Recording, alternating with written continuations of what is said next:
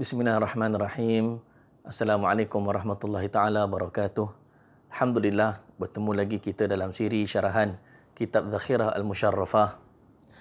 Doa ketika memakai pakaian.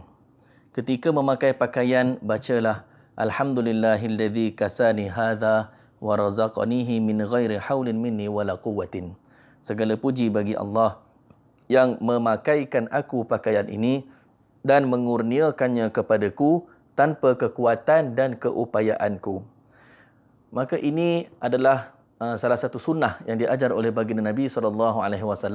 Apabila kita memakai pakaian yang baru, maka kita memuji kepada Allah Subhanahu Wa Taala, bersyukur kepada Allah Subhanahu Wa Taala. Dan ada banyak versi ataupun riwayat doa yang dibaca oleh baginda Nabi SAW ketika memakai pakaian ataupun ketika memakai pakaian yang baru. Dan ini adalah merupakan salah satu daripada doa tersebut yang mana kita memuji kepada Allah. Alhamdulillah, bila kita mendapat pakaian yang baru, kita mengatakan Alhamdulillah, syukur kepada Allah Subhanahu Wa Taala kerana betapa ramai mereka yang atas dunia ini tidak mendapat nikmat pakaian yang sempurna, apatah lagi nikmat makanan dan tempat tinggal. Maka kita, apabila kita mendapat nikmat pakaian, makanan dan tempat tinggal, maka merupakan nikmat yang besar yang patut kita bersyukur kepada Allah Subhanahu Wa Taala. Segala puji bagi Allah allazi kasani hadza, yang telah memberikan aku pakaian ini, wa razaqanihi, dan memberi rezekikan kepadaku pakaian ini, min ghairi haulin minni wala quwwatin, tanpa daya dan upaya, tanpa kekuatan daripadaku. Kita meyakini dan kita mengingatkan hati kita bahawa pakaian ini datangnya anugerah daripada Allah Subhanahu Wa Taala. Bukanlah disebabkan usaha kita ataupun wang ringgit yang kita punyai, tetapi ia adalah anugerah daripada Allah Subhanahu Wa Taala. Sidang penonton dirahmati Allah Taala, berkenaan dengan pakaian yang terbaik yang dijelaskan oleh Allah Subhanahu Wa Taala adalah pakaian yang bercirikan taqwa. Firman Allah Subhanahu Wa Taala, wa libasu taqwa dzalika khair, dan pakaian yang bercirikan takwa itulah yang terbaik. Maka apabila kita memilih jenis pakaian, kita pilihlah pakaian yang mematuhi perintah Allah Subhanahu Wa Taala, pakaian yang mematuhi kehendak syarak. Maka pakaian tersebut yang boleh membantu kita untuk mentaati perintah Allah Subhanahu Wa Taala. Janganlah kita memilih pakaian yang akan mengundang murka daripada Allah Subhanahu Wa Taala, kerana pakaian itu dikhawatiri akan mendatangkan musibah kepada kita.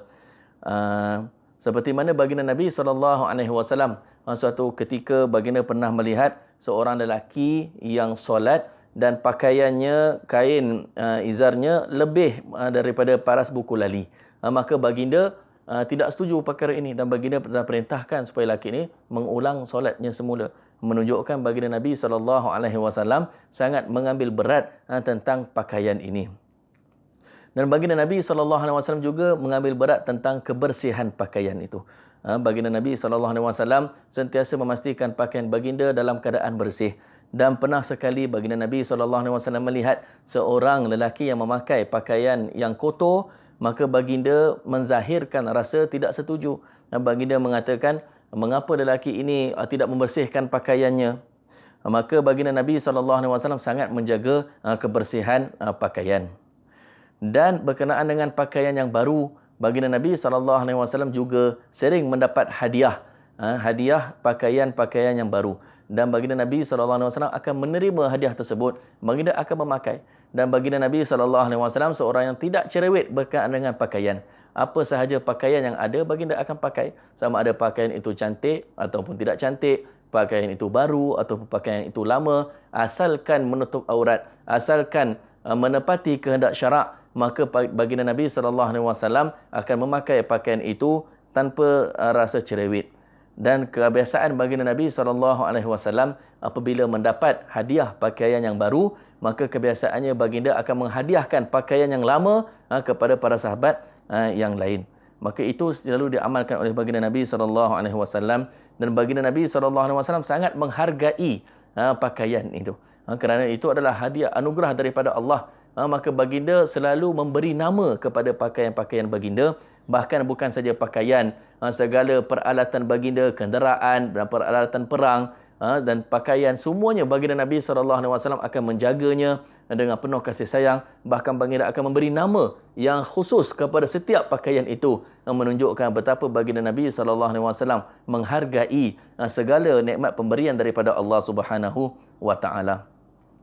Dan sudah pastinya baginda Nabi SAW membaca doa ketika mendapat pakaian yang baru, sebagai menunjukkan rasa syukur kepada Allah Subhanahu wa taala dikala ramai orang yang tidak mempunyai pakaian dan tempat tinggal dan makanan, tetapi Allah Subhanahu wa taala memberi kita makanan, pakaian dan tempat tinggal, merupakan kurniaan yang besar daripada Allah Subhanahu wa taala. Maka baginda sentiasa bersyukur kepada Allah Subhanahu wa taala. Maka seharusnya lah kita mengikut jejak langkah baginda Nabi SAW. Kita memakai pakaian itu dengan bismillah, dengan kita dengan sekurang-kurangnya dengan ucapan bismillahirrahmanirrahim, dan yang selengkapnya kita membaca doa yang dianjurkan itu. Mudah-mudahan pakaian itu membawa berkat kepada kita. Mudah-mudahan pakaian itu membantu kita untuk mentaati perintah Allah Subhanahu wa taala, dan mudah-mudahan pakaian itu tidak mendatangkan kemurkaan daripada Allah Subhanahu wa taala. Amin ya rabbal alamin. Adza billahi taufik. Wassalamualaikum warahmatullahi taala wabarakatuh.